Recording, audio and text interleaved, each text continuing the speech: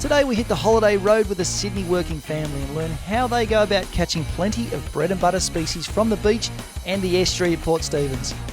Then Bill Classon and Travis McIntyre look at soft plastic techniques for snapper in Port Phillip Bay.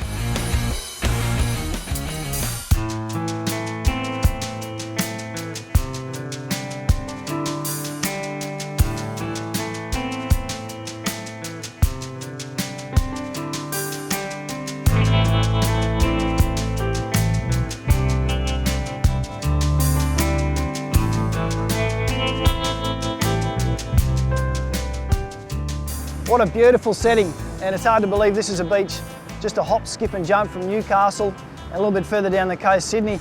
The sports fish crew have headed south to catch up with a bit of a unique little holidaying family. They live in Sydney, but this is what they call their holiday home, and they spend their time enjoying the sights and sounds of Port Stephens and the local beaches. And we've headed down to see just exactly how they fish this place, because they tell me they catch a truckload of fish here, both in the estuary and the wonderful beaches which sit around this great area.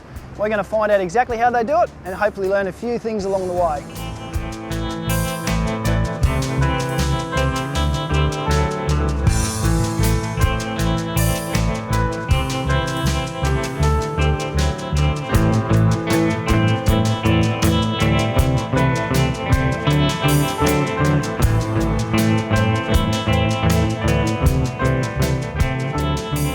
Tim, the boys and I have cruised the beach and we've found what looks like a really nice low tide gutter.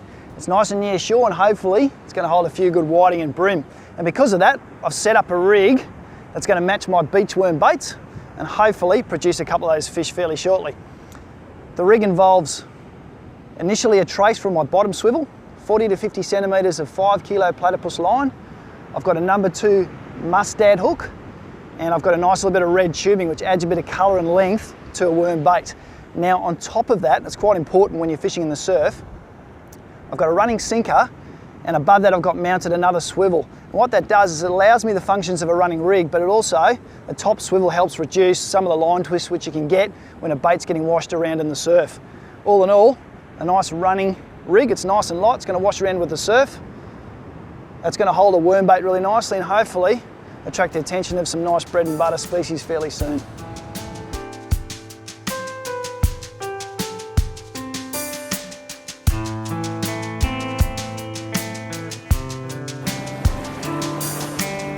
I really loved coming up to this place.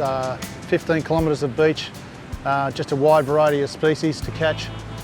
Bream, whiting, salmon, flathead, it's nature, it's fantastic.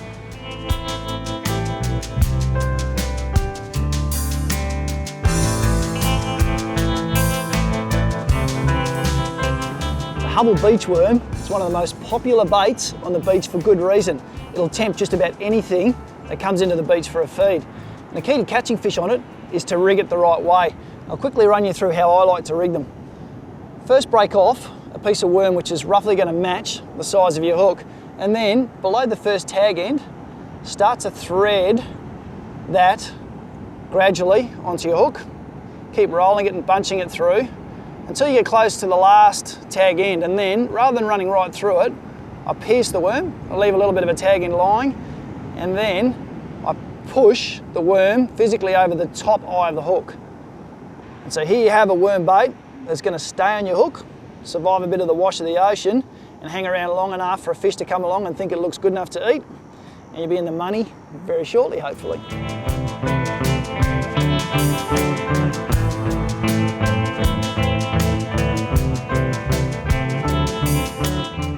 The beach is starting to change complexion, and that's because the day is getting later. Through the early parts of the day and when the sun was up, we went and caught our beach worms and we fished some of those deeper pockets for your bream and your whiting and your dart. Now, as that sun gets lower behind the dunes, this is a time where some of those bigger predators like your tailor and your salmon that have sat out behind those breakers for most of the day, they're going to come into these deeper parts and feed because there's plenty of bait fish and other options for them in here. Safer for them at this time of the day. I've now got a pilchard on some gang hooks sitting out there. I'm hoping there's toothy critters out there that we can have a little bit of a play with fairly soon. So anyway, hang around, we'll see what happens.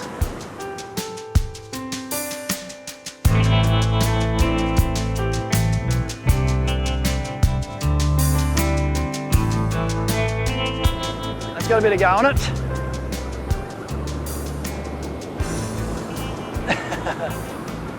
Last light is setting on the beach and the predators are coming out to hunt. And a pilly just sitting out there, not far off the beach, just at that ledge which sits at the base of the waves. Pilly on gang hooks. It's just been slammed. This is why you sit on the beach for moments like this.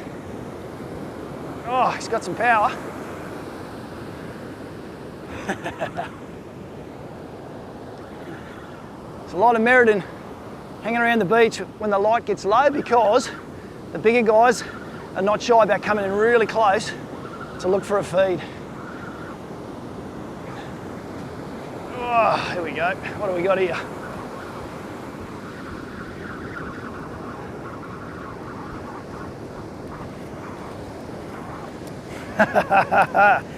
That's a better fish. Oh, that's a lovely fish. That is classic evening time tailor. We're about a K from the mouth, the entrance of Port Stephens. Nice little gutter, soaking a pilly. That's what you can catch if you put a bait in the right spot and persist as that sun goes behind the dunes. What a beautiful fish, aren't they just majestic predators? Those big sharp teeth, they're made for speed, big tail, and just premium hunters. And they're in on the beach if you're here waiting for them.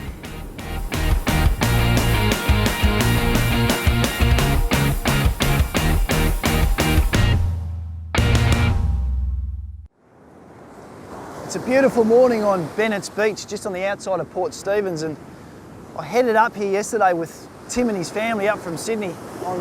We beat the Friday afternoon traffic and we hit the beach, caught some beach worms and started mucking around with some of the local bread and butter fare. We've got a beautiful morning now, which is predicted to head into a southerly, and we're going to spend our time a little bit on the beach and try and see if we can dredge up a few more whiting and hopefully a brim or maybe a flathead. And then as that southerly blows, the beauty of a place like Port Stephens is there's many other options, and the plan is then to head into that estuary and see if we can get the soft plastics out and hit a flathead or two. But for the moment, before that southerly comes, what better place to spend a Saturday morning than soaking a bait on a beach like this? Hard to believe it's only a stone's throw from some of our major cities. I saw the bite, he'd give it to you. They go hard. Oh, that's a cracker. There we go. Mate, that's a very nice whitey. Yeah, she just grabbed it and took off with it. I can understand you would have called it for a dart, because the way he crunched that, I was walking past you, I saw that rod tip get whacked. The way he pulled, I thought, yep, that's fighting like a dart, which shows you how tough these little guys are and why they're not just a great feed. They love a well-presented bait, and you can see how hard it is to hold him at the moment. They are just a ball of muscle with that big propeller. And they've got to be fit to survive in that swell.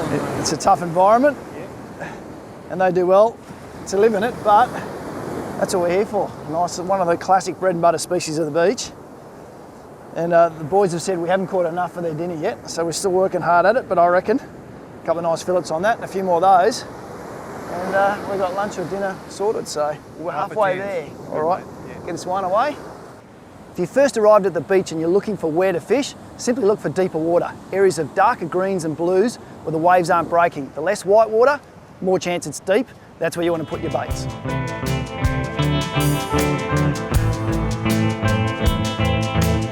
Different seasons here.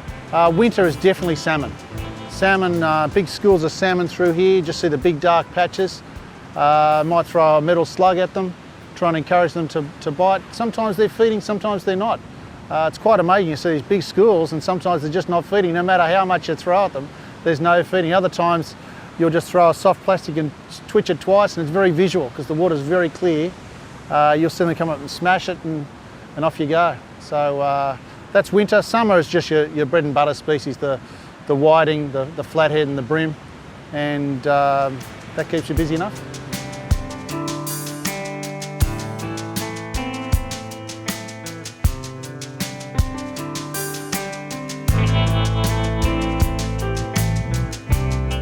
What do we got? Looks like a little brim to me, mate. Not that small. Nice fish, catch mate. some flathead. Just hopping a plastic for flathead. It's always the way when you want to catch a flathead. Yeah. Dirty old brim get in the way, what a problem. Yeah. Here it comes. Nice fish, mate. Oh yes. Wash him up with the waves. Lovely, mate. Nice. Just, we fished the beach yesterday afternoon, other side of Port Stephens. We've come over to Shoal Bay, which is a pretty popular land-based spot. I can see why. Really nice drop-off, patches of weed, acres and acres of shorefront. And what a pretty backdrop it is too, but bread and butter species abound. You've got your flathead hanging around the weed beds and, mate, that's a nice chunky brim. Little bycatch. I think, yeah, what a problem. That's about 5th cast of the morning. We got up a little bit late. We were going to be at first light, but gentleman's hours, can't complain with that. Thank you. And little soft plastic. There's something so simple and effective about these days, the hopping soft plastics and the huge variety of soft plastics on the market that now, I think in Australia, really imitate the popular bait sources that we get around here, our prawns and our bait fish. And it is such a simple and easy way of fishing, just simply keeping that close to the bottom, jiggling it looking like a wounded offering, and your bread and butter species climb all over them. That's a really nice fish, mate. Smacked it. Yep. Yeah, well, I reckon where there's one of these, there's more. And you told me how good the flathead fishing is around here, so I'm really keen to see one of these guys coming out. Anyway, we'll get him back in the water. Let's get him going. All right, mate, good job.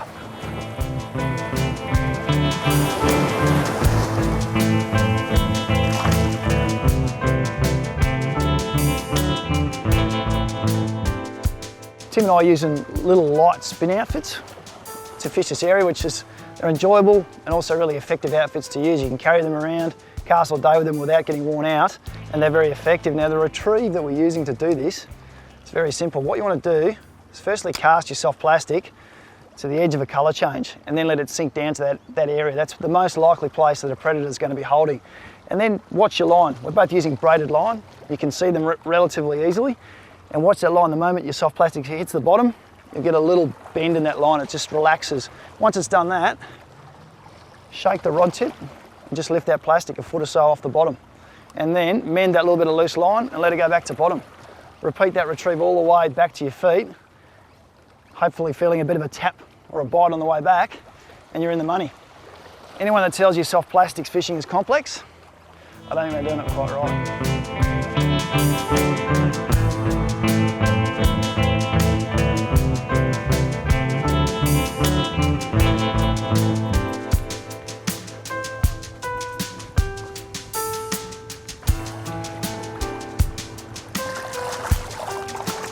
Well done, mate. Nice.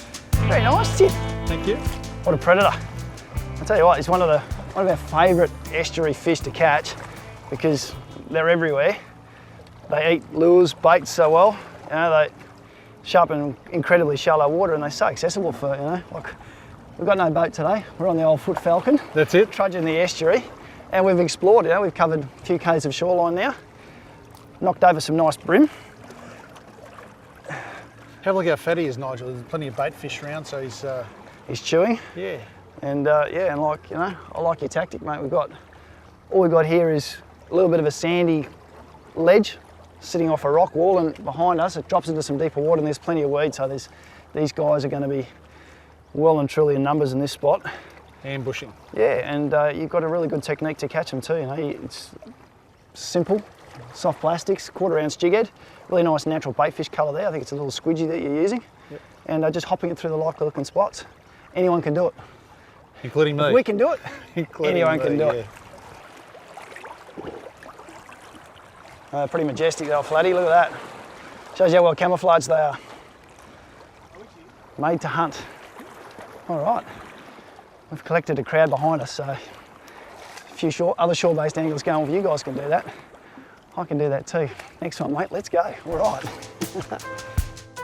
The best part of bringing the family here is the fact that we can spend some great quality time.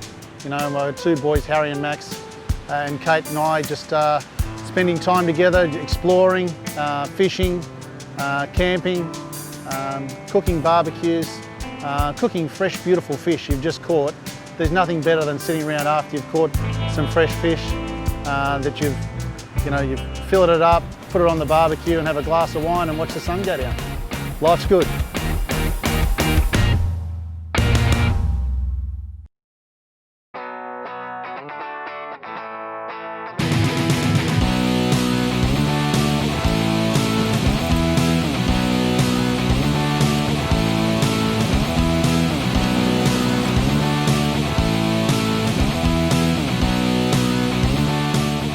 Early morning on Port Phillip Bay, last day in October, looking for a bit of soft plastic action with Travis and Lenny. Just the dawn's coming up.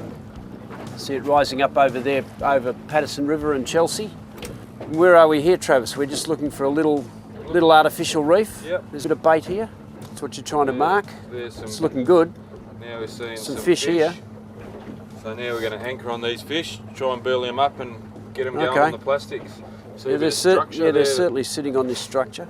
Now this structure is likely to be man-made. Bit of Likely to, yeah. yeah, that's good. So now we just got to put ourselves into the wind now. Anchor down and lay back. Yep. And the thing I like about your boat, mate, What's you've that? got a stress-free anchor winch, so no one has to go out the front and drop the anchor. It's good. Yeah, on those rough days, it can be a bit scary out there. Okay. Get a bit wet. There's a few more here too. Yeah. All right. So now I've just got to position the boat in the right position so that we can come back over the fish. The challenge for me on this trip is to work out a way to fish soft plastics around the myriad of set bait rods. Rocket launcher setups are common on the bay on boats like this. And the trick with my soft plastic is to cast it right out the back, let it sink to the lower and mid-water levels, and then simply work the soft plastic up through the set bait rigs. Okay, now this is my heavier outfit that I use for soft plastics. It's about a good size 3500, 4000 size reel and a Saltiga Bay jigging rod, probably about 6'6" long. I still, however, use 6 pound gel spun though. Even on my lighter rod, which is a 7-footer with a Stella on it, still use 6 pound gel spun. Never change that. 6 pound gel spun actually give you about up to 20 pound effective breaking strain anyway, so it's plenty. On this outfit, I've got a 1/4 ounce torpedo jig head, probably about a 1/0 size hook. You need a hook that's got a bit of size to it, mainly because the soft plastics I'm using here today are big 5-inch gulp minnows, and you just need a bit of gape in the hook just to have it sit proud of the soft plastic. Earlier on in the morning I was using a 4-inch, but I really think now that the sun's up you need to have a bit of a profile. White is a very good colour. One of the hot colours at the moment in these jerk shads, it's a 5-inch jerk shad, is this pink shine. Been catching a lot of fish on them. So I'm just going to rig this up, and then I'm just going to work the soft plastic back up through the burley trail out the back of the bait rods here and see what we can pick up. And I'm not going to be too worried about trying to keep it on the bottom either. Cast it out and get it down, get in contact with the bottom, but then I'm just going to shake it up through the back because I think it's not a hot bite at the moment. The fish aren't congregated up. They just could be cruising through all over the place. So I'm just going to prospect around and just see what we can pick up. But that rig like that will catch you a snapper. If your leader's too heavy, if your line's too heavy here, I think it really does reduce the chances of you hooking up. So while you may hook a good fish and lose it because your leader's too light, probably better on these tougher days than not getting a fish at all. One other important little point, I always fish my soft plastics on a loop knot. In this case, I use a lefty's loop knot here. I always like tying the loop with a bit of length because I'm using the lighter leader, and in this case it's 7 kilo Maxima.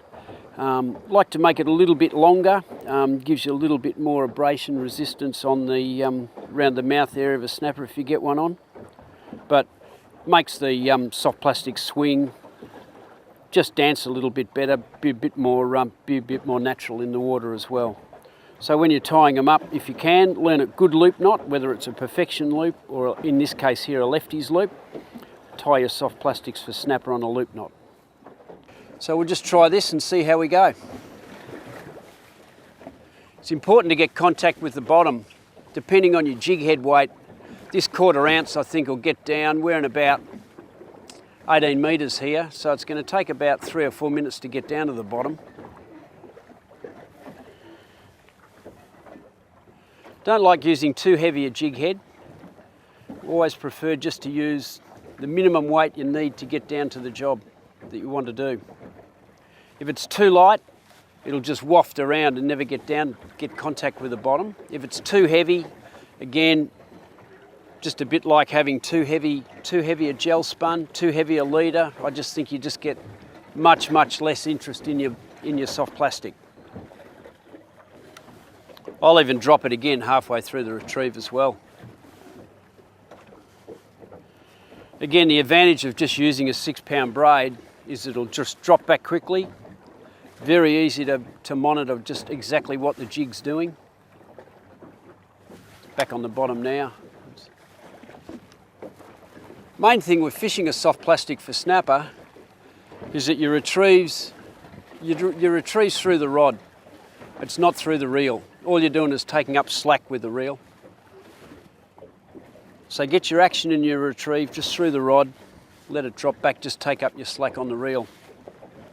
And again, don't be afraid about working your soft plastic 2, 3 or even 4 metres off the bottom. Snapper will definitely come up and bite well off the bottom. And on these bright days, give the pink and whites a bit of a go. And remember, 6 kilo leader. Keep that leader size down a little bit. You'll lose a few fish, but I think you're going to hook a lot more. Oh. Yes, I think we've got one on here, Len. Oh, good work, Bill. Feels like a snapper. Yeah, it's got the head shakes of a snapper. Yep. Now he took that in mid-water too, up off the bottom. I'll probably need a net egg because I've just gone down to a 12-pound leader.